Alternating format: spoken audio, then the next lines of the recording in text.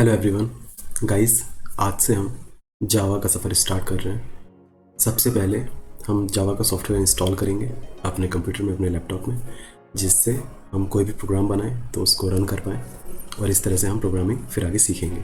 तो जो सबसे इम्पोर्टेंट चीज़ है वो अभी ये है कि हमें सबसे पहले वो सॉफ्टवेयर इंस्टॉल करना है जिससे हमें जावा का प्रोग्राम रन हम कर सकते हैं, जिसके थ्रू, राइट।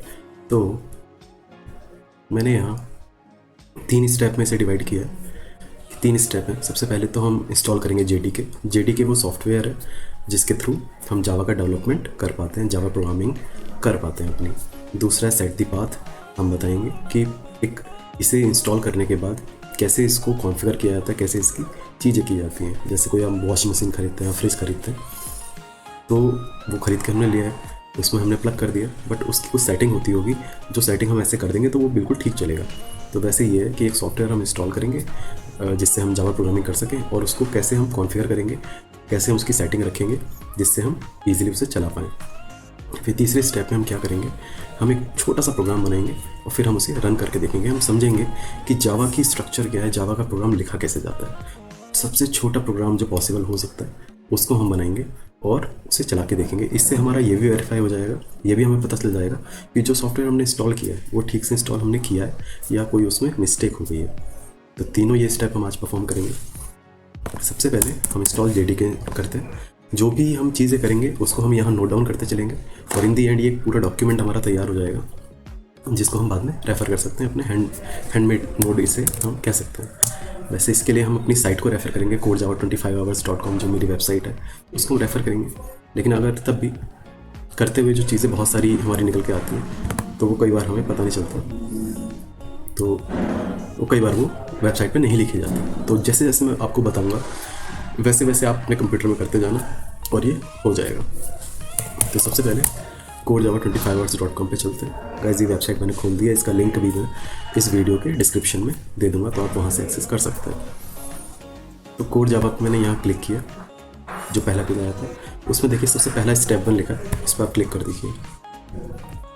तो वैसे इसको हम फॉलो करेंगे।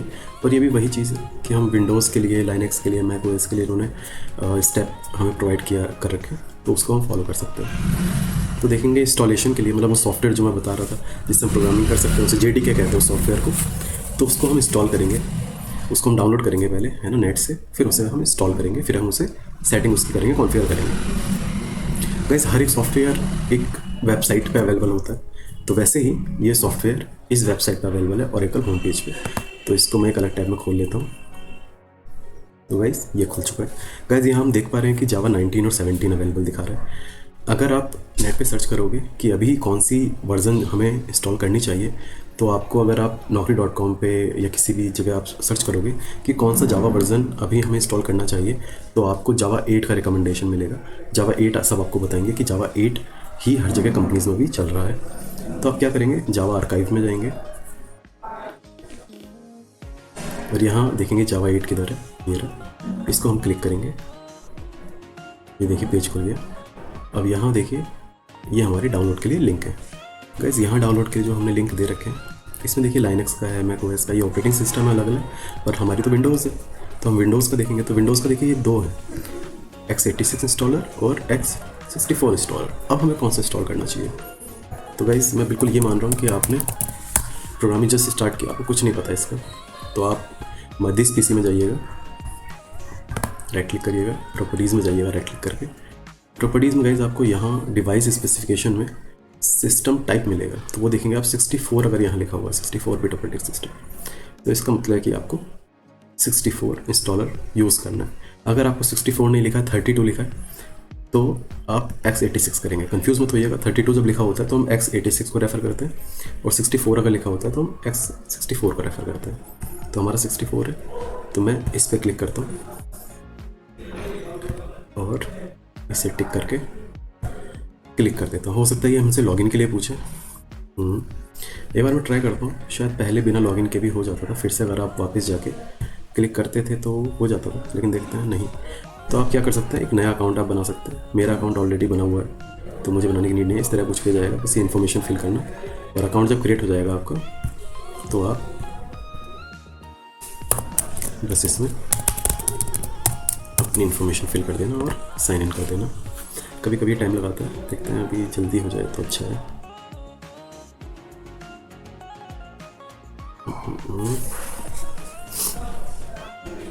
टाइम लगा रहा है, अगर कुछ भी टाइम लगाता है तो आप सीधा बैक करना, इस पेज को रिफ्रेश करना और स्क्रॉल फिर से करके एक बार फिर से ट्राई करना। कभी कभी ये डायरेक्टली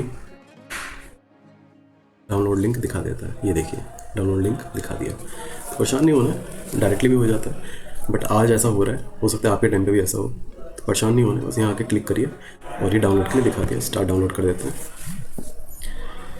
तो कुल मिलाकर हम क्या कर रहे हैं, जेडी के जो सॉफ्टवेयर है जिससे हम जावा का प्रोग्रामिंग करते हैं, डेवलपमेंट करते हैं, प्रोग्राम लिखते हैं, चलाते हैं उन्हें, उस सॉफ्टवेयर को हम डाउनलोड कर रहे हैं इंटरनेट से। उसका लिए ये वेबसाइट हमें दी हुई है। तो ये हमारा हो रहा है, 2 मिनट लगेंगे गाइस इसमें।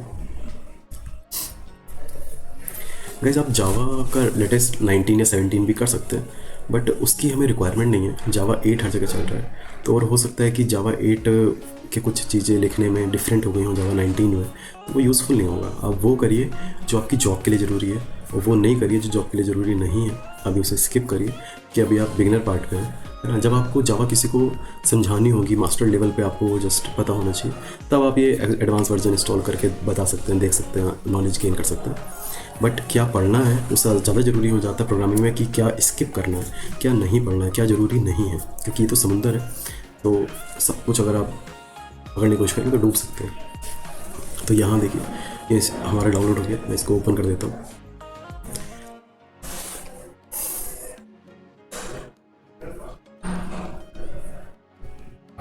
ये देखिए आ गया गाइस, बिल्कुल सिंपल सॉफ्टवेयर की तरह। आपको सिर्फ नेक्स्ट नेक्स्ट फिनिश करना है, तो नेक्स्ट नेक्स्ट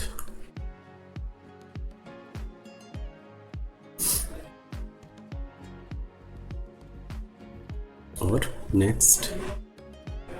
तो हम यहाँ इतने लिख सकते हैं कि होम साइट पे जाना है। हो सकता है फ्यूचर में चेंज हो जाए, अभी के लिए ओरेकल है, लेकिन हो सकता है कि फ्यूचर के लिए चेंज हो जाए, इसलिए मैं होम साइट लिखा है मैंने, ओरेकल अभी के लिए लिख देता हूँ। और वहाँ से आप जो हमने 8 डाउनलोड किया है ना, हमने 19 या 17 नहीं किया, क्योंकि स्टेबल वर्जन को हम टारगेट करते हैं जो हर जगह कंपनीज यूज़ कर रही हैं, और जो CV में वो मानती हैं कि हमें जावा 8 जिसने वर्क किया, जावा 8 जो जानता है, हमें उस कैंडिडेट की रिक्वायरमेंट है। तो अब वो जावा वर्जन टारगेट किया हमने, अभी के लिए क्या है वो, अभी के लिए 8 है, फ्यूचर में कुछ और भी हो सकता है, राइट। तो ये हमने डाउनलोड किया, आप देखते हैं कि कितना वो हो चुका है। देखिए हो चुका है, इसे हम क्लोज कर देते हैं, ठीक है। गाइस आपको पता है कि जो भी सॉफ्टवेयर हमारा इंस्टॉल हो जाता है, तो वो हमारा हम कहाँ ढूंढ सकते हैं। आप सी ड्राइव में जाइए, ये देखिए यहाँ सी ड्राइव होती है, सी ड्राइव में जाइए, यहाँ देखिए प्रोग्राम फाइल्स होगा, एक x86 भी होगा, 32 वाला भी, लेकिन हमें तो 64 वाला हमने इंस्टॉल किया। तो प्रोग्राम फाइल्स ओपन करिए, इसमें देखिए जावा का फोल्डर आपको मिलेगा, ये रहा। तो ये जावा का फोल्डर कैसे बना है, जब वो सॉफ्टवेयर इंस्टॉल हुआ तो उसने फोल्डर बनाया। इसके अंदर आपको 2 फोल्डर मिलेंगे, JDK और JRE। हम पढ़ेंगे डिटेल से इसके बारे में, लेकिन अभी के लिए मैं बता रहा हूँ कि जब इंस्टॉल हो जाएगा तो आप कैसे देख सकते हैं कि कहाँ इंस्टॉल हुआ है, वो हमारा टारगेट है। तो ये हम देख सकते हैं JDK, और ये फाइल्स हैं। और ये बिन फोल्डर आप देखिए, बिन फोल्डर बहुत इंपॉर्टेंट है, मैं बताऊंगा क्यों। बिन फोल्डर में टूल्स होते हैं हमारे, टूल्स यानी छोटे छोटे सॉफ्टवेयर, छोटी छोटी एप्लीकेशंस जिसका यूज़ करके हम जावा प्रोग्राम कंपाइल कर पाते हैं, मतलब रन कर पाते हैं इन दी एंड। तो ये सारे टूल्स यहाँ आते हैं। बस इस बात पे आने का ही पर्पज़ है कि आप इस बात को कॉपी कर लें। तो इस बात को मैंने कॉपी कर लिया। कॉपी क्यों किया मैं अभी बताता हूँ। सबसे पहले अब जब हमने ये डाउनलोड करके इंस्टॉल कर लिया JDK और देख भी लिया कि इंस्टॉल हो चुका है, तो क्यों ना एक प्रोग्राम लिखा जाए, राइट। आइए प्रोग्राम लिख के देखते हैं और देखते हैं कि वो रन होता है कि नहीं होता, और नहीं होता तो क्यों नहीं हो रहा है, देखते हैं। तो मैं एक काम करता हूँ, मैं एक फ़ोल्डर बनाता हूँ, कहीं भी आप बना सकते हैं, इसका कोई वो नहीं है। मैं यहाँ एक फ़ोल्डर बनाता हूँ, प्रोग्राम करके प्रोग्राम, और इसको ओपन करते हैं। यहाँ एक मैं छोटी सी फाइल बनाता हूँ, टेक्स्ट फाइल। इसका नाम मैं रख देता हूँ ABC, और इसका एक्सटेंशन फाइल का जो डॉट के बाद लिखा जाता है उसको कर देता हूँ जावा। 2 बार इंटर करेंगे, जावा बन गया। मैं इस फाइल को ओपन कर लेता हूँ। गाइस मेरे पास Notepad++ है, आप नोटपैड में किसी भी एडिटर में आप ये लिख सकते हैं। गाइस देखिए अब आपको ध्यान क्या करना है कि आपको ये नहीं देखना है कि अभी तो मैं एक प्रोग्राम लिखूंगा जिससे हम टेस्ट करेंगे कि ये जो हमने इंस्टॉल किया है ठीक से इंस्टॉल हुआ है कि नहीं हुआ है। कई बार प्रॉब्लम होती है सॉफ्टवेयर इंस्टॉल करने में। जो डेवलपर्स हैं जो ऑलरेडी वर्क कर चुके हैं उन्हें पता होगा कि कितनी प्रॉब्लम आती है इंस्टॉल करने में। तो हमें ज़रूर वेरीफाई करना चाहिए कि जो भी हमने सेटअप किया है, जो भी हमने इंस्टॉल किया है, वो ठीक से वर्क कर रहा है कि नहीं कर रहा है। तो मैं एक छोटा सा प्रोग्राम लिखता हूँ, जितना छोटा पॉसिबल है,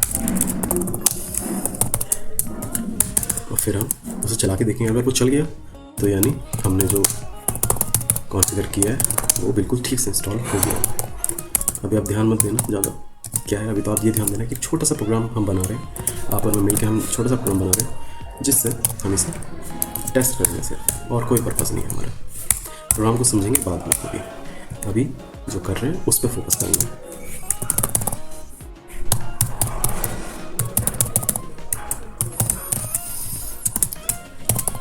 हेलो वर्ल्ड फेमस है तो ये लिखते हैं, वैसे कुछ भी लिख सकते हो आप, लेकिन यही फेमस है। तो हमने ये प्रोग्राम लिख दिया। अब देखिए हमें क्या करना है, इस पाथ को हमें कॉपी कर लेना है ना। अब हमारा एक कमांड प्रॉम्प्ट होता है जिसे हम डॉस भी कहते हैं, CMD कहते हैं। तो CMD आप लिखिए। तो ये इनबिल्ट सिस्टम होता है, टर्मिनल भी कहते हैं इसे, जिससे हम कोई भी सॉफ्टवेयर यूज़ कर सकते हैं।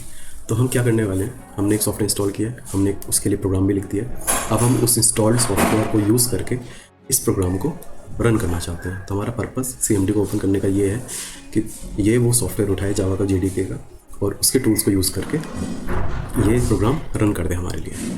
तो इसके लिए मैं एक छोटी सी कमांड भी लिख देता हूँ, आपको पता चल जाएगा। तो देखिए अभी ये कहाँ है, C ड्राइव में, यूज़र्स में, कॉश में है। तो अभी मैं क्या करता हूँ, इसे क्लोज करता हूँ, यहाँ ही हम CMD ओपन करते हैं डायरेक्ट। तो ये इस पाथ पे ही ओपन हो जाएगा, यानी यहाँ ही देखिए प्रोग्राम आ गया, यानी हम इसके अंदर आ चुके हैं। हम वहाँ से भी पाथ चेंज कर सकते थे, लेकिन मैं शॉर्टकट आपको बता रहा हूँ, सबसे इजी तरीका, बेसिक तरीका। अब देखिए मैं क्या लिखने वाला हूँ, जावा सी एक टूल है, एक कमांड है, जिसके थ्रू एक टूल जो जावा सी टूल है जो कंपाइल करता है कोड को। तो जावा का प्रोग्राम दो पार्ट में चलता है, पहले वो कंपाइल होता है, उसके बाद वो इंटरप्रेट रन करता है ना। तो सबसे पहले हम कंपाइल करेंगे, जब वो कंपाइल हो जाएगा उसके बाद हम उसे चलाएंगे। ये दो पार्ट में चलता है। अभी आप डाइजेस्ट कर लीजिए, आप जान लीजिए कि हाँ ये होता है ना। बहुत सारी बातें होंगी उसमें, हम पता करेंगे कि कंपाइल होना क्यों ज़रूरी है, सब कुछ आंसर होगा। बट इसमें बहुत ज़रूरी है प्रोग्रामिंग सीखने के लिए कि आप कुछ भी याद करने की कोशिश ना करें, आप प्रोसेस करें, समझ जाएं, एग्री करें, डाइजेस्ट करें उस चीज़ को, और फिर आगे बढ़ जाएं। प्रोग्रामिंग सीखने का सबसे ईजी तरीका है ये, क्योंकि स्कूल कॉलेजेस में हमें सिखाया जाता है कि हम सब कुछ याद करें। तो मेमोरी मैनेजमेंट नहीं करना है, मेमोरी नहीं भरनी है, आपको प्रोसेस करना है। ब्रेन कभी भी मेमोरी स्टोर करने के लिए नहीं बना है, प्रोसेस करने के लिए बना है, राइट। तो आप प्रोसेस करें, वो ज़्यादा इंपॉर्टेंट है। खुद याद हो जाएगा, जब आप अच्छे से प्रोसेस कर देंगे तो याद भी खुद हो जाएगा, राइट। तो जावा सी लिखा मैंने और इस फाइल को लिख दिया। अब देखिए मैंने चलाया ये, लेकिन Java C is not recognised as an internal or external command. तो यानी एरर दिखा रहा है। एरर क्यों दिखा रहा है? एरर इसलिए दिखा रहा है क्योंकि ये जो हमारा सिस्टम है, ये जो टर्मिनल है, इसे नहीं पता कि वो सॉफ्टवेयर कहाँ सर्च करना है जो हमने इंस्टॉल किया है। जो हम देख रहे थे बिन फोल्डर टूल्स है, इसे बताना पड़ेगा कि इस फोल्डर में जाके देखो, तब वो इस फाइल को उस टूल के थ्रू रन कर पाएगा। तो अब CMD को कैसे हम बताएं कि ये फोल्डर यूज़ करना है, इस फोल्डर में चेक करो कि जावा सी नाम का है टूल या नहीं है। तो इसके लिए एक तरीका है, आप ऑपरेटिंग सिस्टम के एनवायरनमेंट वेरिएबल में जाइए। देखिए एनवायरनमेंट वेरिएबल आप सर्च करेंगे तो देखिए दिख गया, इसको आप ओपन करिए। तो बस यहाँ आपको क्या करना है, देखिए यहाँ यूज़र वेरिएबल है और ये सिस्टम वेरिएबल है। यूज़र वेरिएबल अगर मैं यहाँ डिफाइन करूँगा तो जो मेरा यूज़र है जिससे मैंने लॉगिन किया है अपने कंप्यूटर में, अपने लैपटॉप में, उसके लिए सेटअप होगा। अगर मैं सिस्टम के लिए कर दूँगा तो चाहे कितने भी यूज़र हो, सब के लिए वो रन करेगा। तो आप कहीं भी डिफाइन कर सकते हैं, उसको कोई लेना देना नहीं है। अभी के लिए मैं यहाँ डिफाइन कर देता हूँ, है ना। सिस्टम थोड़ा लाइट वेट रहेगा। पाथ और जो बिन फोल्डर हमने देखा था उसका हमें पाथ देना, क्योंकि बिन फोल्डर में हमारे टूल्स हैं, इसलिए बिन फोल्डर हम दे रहे हैं। तो हम प्रोग्राम फाइल्स में जाते हैं, जावा में जाते हैं, JDK में जाते हैं, बिन में जाते हैं, ये पाथ कर लेते हैं कॉपी, और अब एनवायरनमेंट वेरिएबल जो हमारा ओपन है, इसके वेरिएबल वैल्यू में ये दे देते हैं और ओके कर देते हैं। और ये भी ओके कर दिया। बस CMD को हमें क्लोज करना पड़ेगा, क्योंकि CMD कई बार ये चेंजेस लेता नहीं है जो भी एनवायरनमेंट वेरिएबल में होते हैं। तो हमें रीस्टार्ट करना पड़ेगा, जिसके बाद ये वो चीज़ टूल्स को ले लेगा और पाथ पे चला जाएगा उस जावा सी को फाइंड आउट करने। तो हम वापस प्रोग्राम पे आ गए, CMD लिखते हैं, CMD ओपन हो गया। अब हम जावा सी लिख के और चला के देखेंगे कि क्या ये जावा सी कंपाइल कर रहा है कि नहीं कर रहा है। देखिए इस बार कोई एरर नहीं आया। और अगर आप उस फोल्डर में देखेंगे तो एक डॉट क्लास फाइल बन चुकी है, डॉट बैकअप बनी है। ये विंडोज़ की चीज़ है कि बैकअप फाइल बनाता रहता है। लेकिन हमने जो बनाया वो ये है, और हमने जो कंपाइल करके बनाया वो ये है ना। अब इस डॉट क्लास फाइल को हम चलाएंगे, तो यानी हम डायरेक्टली डॉट जावा फाइल नहीं चलाते हैं, हम इसको कंपाइल करते हैं, वो फिर कंपाइल करके अपने अकॉर्डिंग एक कोड बना लेता है, बाइट कोड कहते हैं इसे। इस कोड को फिर हम एक टूल के थ्रू चलाते हैं, जिस टूल को कहते हैं जावा। तो जावा सी एक कमांड हो गई थी, अब जावा है, और इसमें हमें सिर्फ ABC लिखना, रन किया और देखिए हेलो वर्ल्ड लिखा हुआ आ गया। तो यानी ये प्रोग्राम चल गया है हमारा, हम समझ चुके हैं कि हमारा इंस्टॉलेशन, हमने जो सॉफ्टवेयर इंस्टॉल किया है वो ठीक से हो गया है। कॉन्ग्रेट्स। तो गाइस अब हम देखते हैं आगे कि वेबसाइट और क्या अवेलेबल है। हमने नोटपैड में देखा था कि इंस्टॉल करना था, होम साइट पे गए हम, जावा 8 किया, पाथ जो सेट करना था वो हमने कर दिया है ना, ये हमने पाथ सेट कर दिया, बिन फोल्डर ऑफ JDK, किस में किया है, इन्वायरमेंट वेरिएबल में,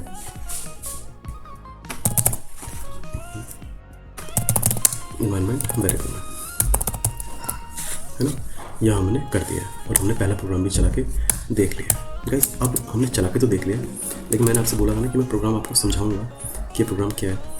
देखिए बहुत अच्छी लैंग्वेज में जावा को इसलिए मानता हूँ क्योंकि इसमें चाहे प्रोग्राम कितना भी बड़ा हो, कितना भी कॉम्प्लेक्स हो, कितना भी छोटा हो, दोनों की स्ट्रक्चर बिल्कुल सेम होती है। और ये जो बिगिनर है उनके लिए थोड़ी प्रॉब्लमेटिक होती है, लेकिन लॉन्ग टर्म में ये हमेशा फ़ायदा करती है, बहुत ही अच्छी चीज़ है। तो हम देखते हैं कि जो हमने प्रोग्राम लिखा है,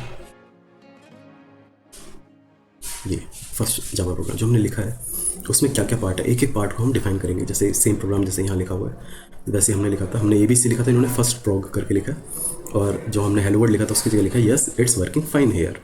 ठीक है गाइस, तो हम एक एक करके चीज़ें स्टार्ट करते हैं। देखो पहला लिखा file name should be same as class name. अब हम देखते हैं प्रैक्टिकली हमने क्या किया था। अच्छा, तो हमने abc.java फाइल नेम ही लिखा, और जब हमने इसके अंदर हमने लिखा तो क्लास का नेम हमने क्या लिखा, ABC। तो यानी क्लास का नेम और फाइल नेम हमारा सेम है। तो यही चीज़ कन्वेंशन है कि हमें ज़रूर फॉलो करना चाहिए कि दोनों file name should be same as class name. Second है class name must be start with upper case letter. जैसे यहाँ F कैपिटल है और हमारा A भी कैपिटल था, हमारा तो B और C भी कैपिटल है, तो बाकी का कोई रूल नहीं है, बट आप यहाँ ये फर्स्ट लेटर जो है ये कैपिटल आपको देना है, ये अपर केस आपको देना है। थर्ड देखिए, अब हम एक एक प्रोग्राम की एक लाइन पकड़ेंगे। जैसे इस पहली लाइन को पकड़ेंगे, जो भी इसमें चीज़ें हैं उसको देखेंगे, फिर दूसरी लाइन को देखेंगे, इस तरह से हम तीनों लाइन को समझेंगे। तो पहली लाइन है पब्लिक क्लास, और ये फर्स्ट प्रोग। तो पब्लिक क्या है, पब्लिक एक जावा मॉडिफायर है जो हम स्टेप 8 में पढ़ेंगे। अभी के लिए मैं आपको समझा देता हूँ कि पब्लिक का मतलब वही है जो जनरल सेंस में भी होता है। पब्लिक यानी जो जनरली एक्सेसिबल है आउटसाइड से, है ना, तो इसे एक्सेस कर सकते हैं, तो हम इसे कहीं से भी इस क्लास को यूज़ कर सकते हैं। ये पब्लिक किस पे लिखा हुआ है, क्लास पे, तो इस क्लास को हम यूज़ कर सकते हैं विदाउट एनी रिस्ट्रिक्शन, है ना, पब्लिकली अवेलेबल है ये क्लास। क्लास क्या है, क्लास एक कीवर्ड है। स्टेप 4 में हम पढ़ेंगे कि क्लास एक्चुअली जावा में क्या होती है। बहुत ही अच्छा, बहुत ही इंटरेस्टिंग टॉपिक है, और जो क्लास को समझ गया वो पूरी जावा उसके लिए बहुत ईजी हो जाती है। तो स्टेप 4 को हम पढ़ेंगे कि क्लास क्या है। क्लास एक यहाँ कीवर्ड है जिसके थ्रू हम क्लास बनाते हैं। जैसे फर्स्ट प्रोग यहाँ बनाई गई है और हमने ABC बनाई थी यहाँ, ये है ना। फर्स्ट प्रोग क्या है, ये is a user defined custom class name, यानी यहाँ आप कुछ भी लिख सकते हो, बस यहाँ जो आप लिखोगे वही फाइल नेम कर देना और फिर कुछ भी लिख सकते हो। जैसे हमने कुछ भी क्या लिखा था, हमने ABC ले लिया था, तो आप ये हमारी तरफ से डिफाइन होता है। हम क्लास को कैपिटल C या कैपिटल P नहीं कर सकते क्योंकि ये इसके जावा के इंटरनल कीवर्ड्स हैं, बट इसमें हम कुछ भी कर सकते हैं, बस फर्स्ट लेटर जो है कैपिटल रखना है, बाकी हम कुछ भी लिख सकते हैं उस वर्ड को। कर्ली ब्रैकेट क्या है ना, open, it's a open curly bracket for group of code lines. तो बस यहाँ आप समझिए, यहाँ से कोडिंग का थोड़ा थोड़ा पार्ट स्टार्ट होता है कि ये यहाँ ओपन हो रहा है और इसके बाद ये जो लिखा हुआ है फिर यहाँ क्लोज हो रहा है, ये देखिए, है ना। तो ये जो दोनों लाइन है, ये जो तीनों लाइन है, ये इसके अंदर है, ये बाउंड्री दिखा रहा है इसकी। जैसे ये मेथड है हमारा, अभी हम देखेंगे, तो इसकी यहाँ से लेके यहाँ तक है, यानी इसके अंदर ये लाइन है, यानी इस मेथड के अंदर है, और ये पूरा मेथड किसके अंदर है, ये क्लास के अंदर है ना। तो ग्रुप ऑफ कोड लाइन्स दिखाता है जो इसके अंदर होती है। गाइस इसको बिल्कुल याद करने की कोशिश मत करना, मैं फिर से बोल रहा हूँ, बस समझो, थोड़ा सा डाइजेस्ट करो और आगे बढ़ो। अभी सिर्फ स्टार्ट किया हमने, अगर आप 5% भी समझ जाओगे जो भी मैं बताना चाह रहा हूँ तो आप समझ लेना कि आपने 3 मार दिया। सेकंड है public static void main string array ARGS and curly bracket. Public जो हमने बात कर ली है कि ये मॉडिफायर आप ये मेथड पे लगा, यानी मेथड भी पब्लिकली एक्सेसिबल है। हम पढ़ेंगे कि मेन मेथड हमेशा पब्लिक स्टैटिक वॉइड मेन ही होता है। स्टैटिक है, स्टैटिक भी हम जावा मॉडिफायर में स्टेप 8 में पढ़ेंगे। है ना। वॉइड भी हम देखेंगे कीवर्ड है which is used when we don't return anything. तो हम देखेंगे कि जो भी मेथड होता है जब भी हम उसे चलाते हैं तो वो हमें कुछ वैल्यू दे देता है जिसको हम यूज़ कर सकते हैं फ्यूचर में। लेकिन अगर हम किसी मेथड को वॉइड बनाते हैं तो ना वो कोई नंबर देता है, ना कोई टेक्स्ट देता है, ना कोई कुछ भी देता है, कुछ नहीं देता, बस वो रन हो जाता है, बात खत्म। वो हमें कुछ रिटर्न नहीं करता है ऐसा कुछ जिसको हम आगे यूज़ कर सकें प्रोग्रामिंग में। आगे है मेन। गाइस मैं हमेशा कहता हूँ कि जावा में आपको सिर्फ एक मेथड याद करने की नीड है, वो है मेन मेथड। बाकी करोड़ों मेथड आएंगे, आपको कुछ भी याद करने की नीड नहीं है, लेकिन मेन मेथड आपको याद करने की नीड है क्योंकि JVM याद रखता है इस मेथड को। जो हमारा प्रोग्राम चलाता है उसे पता होता है कि मुझे मेन मेथड फाइंड आउट करना है और फिर रन करना है। तो main is a method name. JVM searches for method उस name is main and executes it. तो जब भी हम ये प्रोग्राम चलाते हैं वो यहाँ से नहीं चलाता इसे, है ना। वो जब रन करता है तो वो हमेशा दिखता है मेन मेथड की तरह। मेन मेथड जैसे ही उसे मिल जाता है वो उसके अंदर की लाइन को चला देता है ना। ये सब रिक्वायरमेंट है कि ये सब होना चाहिए, लेकिन जो रन पॉइंट है उसका वो है ये वाला कि मेन मेथड के अंदर क्या है वो वही रन करता है। क्या मतलब इसका ये हुआ कि अगर हम 50,000 मेथड लिखते हैं इस प्रोग्राम में और हमें वो अगर रन करना है तो मुझे उन 50,000 मेथड को इस मेन मेथड के अंदर से कॉल करना होगा, उन्हें रन करना होगा, तब वो रन होंगे। मैं उन्हें बना कहीं भी सकता हूँ, मेन मेथड के बाहर मैं बनाऊंगा क्लास के अंदर, लेकिन जब मुझे रन करना होगा प्रोग्राम तो वो वही रन करेगा जो मेन मेथड के अंदर से हम कर रहे हैं। मेन मेथड के अंदर अगर हम एक मेथड को कॉल कर रहे हैं तो वो मेथड चलेगा, मेन मेथड के अंदर से अगर हम कॉल नहीं कर रहे हैं तो वो नहीं चलेगा। मेन मेथड ही चलता है, उसके डिपेंड सारी चीज़ें चलती है ना, कोई प्रॉब्लम नहीं। तो मेन मेथड ये हो गया। बाकी ये जो ब्रैकेट है ये दिखाता है कि हम पैरामीटर्स दे रहे हैं। तो गाइस ये जो है ये मेथड और ये इसका पैरामीटर, यानी इस मेथड को स्ट्रिंग चाहिए, एक स्ट्रिंग एरे चाहिए, है ना। ये जो सही नहीं ये एरे का है, हम पढ़ेंगे इसके बारे में सब डिटेल में। अभी आप बस समझिए कि ये पैरामीटर है। मेथड कहता है कि मैं जो आपने लिखा है मेरे अंदर मैं उसे चला तो दूंगा, लेकिन मेरी एक शर्त है कि मुझे आप स्ट्रिंग एरे दोगे, यानी एक ग्रुप दोगे स्ट्रिंग का। स्ट्रिंग क्या होता है? टेक्स्ट स्टोर करने का डेटा टाइप आप समझ सकते हो अभी के लिए। बाकी स्ट्रिंग काफ़ी बड़ी चीज़ है, उसको हम डिटेल में समझेंगे, सेपरेट टॉपिक है उसका। बट जैसे कोई कुलदीप कौशिक 1990, है ना, ये जो टेक्स्ट है इसमें नंबर भी है और अल्फ़ाबेट्स भी हैं, ये आप स्ट्रिंग में सेव कर सकते हो। तो ऐसे ही दूसरा नेम भी हो सकता है, तीसरा नेम भी हो सकता है, एड्रेस भी हो सकता है, कुछ भी हो सकता है। तो ये ग्रुप ऑफ स्ट्रिंग हमें इस मेथड को देनी पड़ेंगे, मेन मेथड को, तभी चलेगा। ये इसकी रिक्वायरमेंट ये कहता है ना। ये इसका सिग्नेचर है कि मेन मेथड बनाएंगे तो हमें ये इसे देना पड़ेगा कि मेन मेथड ऐसा होना चाहिए, क्योंकि JVM जो सर्च करता है तो वो कहता है कि मेन मेथड का सिग्नेचर ऐसा ही होना चाहिए। थोड़े इसके वेरिएशंस भी हैं, बट इन द एंड ये जरूर होना चाहिए ये सब, है ना। अब है स्ट्रिंग एरे और कैसे क्या है गाइस। इसे अगर मैं रियल वर्ड से आपको बताऊं तो स्ट्रिंग का आप अगर एक तरीका समझो कि ह्यूमन, और इसका मतलब समझो ग्रुप, और इसका मतलब समझो क्रिकेट टीम। तो ह्यूमंस का ग्रुप और उसका नाम हमने क्या रखा है? Indian cricket team. तो ये इस तरह से हमने डिफाइन किया है ना। We are passing string ARGs as parameter to main method. जैसे मैंने बताया कि मेन मेथड का पैरामीटर बना के हम इसको पास कर रहे हैं। स्ट्रिंग क्या? It's a class which is used as non primitive data type in Java. Guys Java में कुछ इनबिल्ट डेटा टाइप होते हैं, जैसे इंट, फ्लोट, हम सब पढ़ेंगे ना। 8 टाइप्स के होते हैं, 8 होते हैं प्रिमिटिव। कुछ ऐसे होते हैं जो हम कस्टमली बनाते हैं और डेवलपर्स ने बना के हमें देते हैं जावा में, जिसको हम यूज़ कर सकते हैं, लेकिन वो जावा के इनबिल्ट नहीं है ना। उन्हें स्ट्रिंग को बनाया जाता है और स्ट्रिंग ऐसे डेटा टाइप हम यूज़ करते हैं, इसलिए से कहते हैं नॉन प्रिमिटिव डेटा टाइप। ये डेवलपर्स ने बना के दिए, ये लैंग्वेज की तरफ से डिफाइंड नहीं है ना। तो स्ट्रिंग हमें इस तरह से नॉन प्रिमिटिव डेटा टाइप है क्योंकि ये क्लास है। It is use to support text data, जो भी टेक्स्ट डेटा है स्ट्रिंग के अंदर सेव हो जाता है। जैसे एक एग्जांपल दिया हुआ है कि स्ट्रिंग बनाई हमने, उसका नेम रखा A और उसके अंदर डेटा जो वैल्यू सेव किया है वो किया एनी टेक्स्ट। नीचे हमने पूरा लिखा है स्ट्रिंग और फिर ये एरे। ये जो सिंबल है इसमें लिखा हुआ है this is a symbol use to show array. Array भी पढ़ेंगे हम। एरे अभी आप समझ लीजिए ग्रुप है। सो string array is a array of strings. तो यहाँ एक एग्जांपल दिया कि जैसे स्ट्रिंग ये ग्रुप लिया, उसका नाम B रखा और उसके अंदर देखिए 1 वैल्यू, 2 और 3, इतने हम करके कितना भी लिख सकते हैं, है ना। तो ग्रुप है। ARGs क्या है? ARGs just a name declaration है, यानी अगर मैं इस, जैसे मैंने यहाँ ARGs नहीं लिया, मैंने PY लिखा, आप कुछ भी ले सकते हैं, ये जस्ट इस ग्रुप का नेम है। ऐसा कोई फ़र्क नहीं पड़ता कि आप इसका क्या नेम देते हैं, ये कस्टम है, आप इसको कुछ भी ले सकते हैं, कोई फ़र्क नहीं पड़ता, है ना। इट जस्ट नेम डिक्लेरेशन देना जरूर है क्योंकि ये सिग्नेचर जरूरी है उसके लिए कि ये चीज़ें होनी चाहिए, ये प्री रिक्वायरमेंट है। तो it just name declaration just like B in above example. जैसे इस एग्जाम्पल में मैंने इस स्ट्रिंग का नाम क्या रखा है B, वैसे कुछ भी दे सकता हूँ, है ना। वैसे you can use any name instead of ARGs if you want to change. तो आप कुछ भी दे सकते हैं जैसे हमने देखा। नीचे देखिए गाइस system.out.println और यस इट्स वर्किंग फाइन यार, ये हमने स्ट्रिंग दे दी इसके अंदर। सिस्टम क्या है? सिस्टम एक क्लास है जो जावा के लैंग पैकेज में होता है। पैकेज एक फोल्डर आप मान सकते हैं कि जावा के बहुत सारे फोल्डर्स होते हैं, उसमें उनका कोड रखा होता है, तो उन्हें हम पैकेज कहते हैं प्रोग्रामिंग लैंग्वेज की लैंग्वेज में। तो ये एक फोल्डर है लैंग, और उसके अंदर एक क्लास हमें बना के दी हुई है डेवलपर्स ने, वो है सिस्टम, है ना, जावा के अंदर ही प्रोवाइड होती है। आउट क्या है?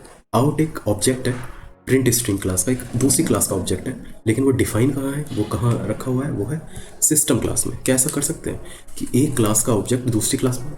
बिल्कुल कर सकते हैं, है ना। वही यहाँ किया गया है कि प्रिंट स्ट्रीम का एक ऑब्जेक्ट है उस क्लास का, और उसको हमने डिफाइन किया है सिस्टम क्लास में। प्रिंट एलन क्या है गाइस? जिसका ऑब्जेक्ट होता है उसी का मेथड होता है। तो जिसका ऑब्जेक्ट है प्रिंट स्ट्रीम का, तो उसका मेथड है println. It's a method declared in print stream class. तो ये ओवरऑल क्या करता है? सिस्टम यानी हमारा कंप्यूटर सिस्टम उसको लेता है और उसमें प्रिंट करता है, यानी हमें कंसोल पे दिख जाता है, CMD पे, डॉस पे। तो system dot out print ln is a way to print any text in console in Java, है ना, जो हमने करके देखा कि हमने CMD में चलाया और ये हेलो वर्ड इसने प्रिंट कर दिया। गाइस अगेन, अगर आपने पहले इस चीज़ में 5% भी अगर आपने समझ लिया तो समझ लिया आपने बहुत ज़्यादा अच्छा परफॉर्म किया है ना। मैं इससे ज़्यादा एक्सपेक्ट भी नहीं करता कि कोई पहली बार में फ्रेश स्टार्ट करे और 5% से ज़्यादा समझ जाए। मेरी एक्सपेक्टेशन ही वही है, लेकिन 5% से कम 4 थोड़ा सा प्रॉब्लम हो सकता है, तो आप इस वीडियो को दोबारा देख लेना। 5% एक्चुअली आपको लगे कम से कम कि 5% में समझ लो। कन्फ्यूजन और क्वेश्चन आपके जरूर होने चाहिए, कोई बुराई नहीं है, लेकिन वो अभी क्लियर होंगे ये भी ज़रूरी नहीं है, सही टाइम पे क्लियर होंगे वो। और ये जैसे जिक्सा पजल होती है ना कि एक एक करके वो पीसेस जोड़ते हैं, तो प्रोग्रामिंग लैंग्वेज को पढ़ने के लिए आपको कुछ चीज़ें अभी डाइजेस्ट करनी होती हैं, कुछ आगे जाके आप समझ जाओगे कि यहाँ ये ऐसे कनेक्ट हो रहा है। तो जैसे हमने देखा कि पब्लिक जो पहला वर्ड ही है वो हम स्टेप 8 में पढ़ेंगे कि जावा मॉडिफायर, है ना, कोई प्रॉब्लम नहीं। तो अभी के लिए आप ये समझ सकते हैं। कुछ इंटरव्यू के लिए क्वेश्चंस हैं, क्योंकि मैं हमेशा फोकस करता हूँ कि आपको कोड जावा का वो चीज़ें ना बताऊँ जो मुझे पता है और जस्ट मैं ऐसे बता दूँ जिसका कोई यूज़ भी ना हो आपके लिए, क्योंकि इतनी वेबसाइट अवेलेबल है, इतने ट्यूटोरियल्स अवेलेबल हैं, लेकिन वो बताते हुए ये फिल्टर नहीं करते कि आपके काम का नहीं है और फालतू इन्फॉर्मेशन भी दे देते हैं। तो उस चीज़ से मैं बचना चाहता हूँ, उससे आपको बचाना चाहता हूँ कि आपको अगर जावा ट्यूटर बनना है, ट्रेनिंग देनी है किसी को, तो आप सब कुछ पढ़ो, फिर तो आप ओरेकल का ये डॉक्यूमेंटेशन उठा लो, फिर तो आप किसी वेबसाइट को देखने की नीड नहीं है। लेकिन अगर आप जॉब करना चाहते हो, अगर आप जॉब में बहुत अच्छा परफॉर्म करना चाहते हो, अगर आप एप्लीकेशंस बनाना चाहते हो, वेबसाइट बनाना चाहते हो, तो आप लिमिटेड पढ़ो, क्योंकि वो आप फिर अच्छी तरह से पढ़ सकते हो, क्योंकि इतना ज़्यादा वास्ट है जावा, इतना बड़ा कोर्स है कि आप कन्फ्यूज़ ईजिली हो सकते हो। देखो इंटरव्यू क्वेश्चन है, word Java component JVM JRE JDK to install for Java development. तो कौन सा हमने इंस्टॉल किया था? JDK। तो JDK इसका राइट आंसर है। Why to set path of bin folder in environment variable. क्यों सेट करते हैं हम पाथ? क्योंकि अगर हम पाथ सेट नहीं करेंगे तो हमारे टर्मिनल को, हमारे सिस्टम को पता नहीं चलेगा कि उन टूल्स को कैसे यूज़ करना है। तो to use tools of JDK we set the path, right. Okay guys, that's all. अगर आपकी कोई क्वेरी है तो आप मुझे पिंग कर सकते हैं इस वीडियो के नीचे। जितने भी लिंक वगैरह मैं आपको इसी वीडियो में डिस्क्रिप्शन में डाल दूँगा। Happy coding, bye.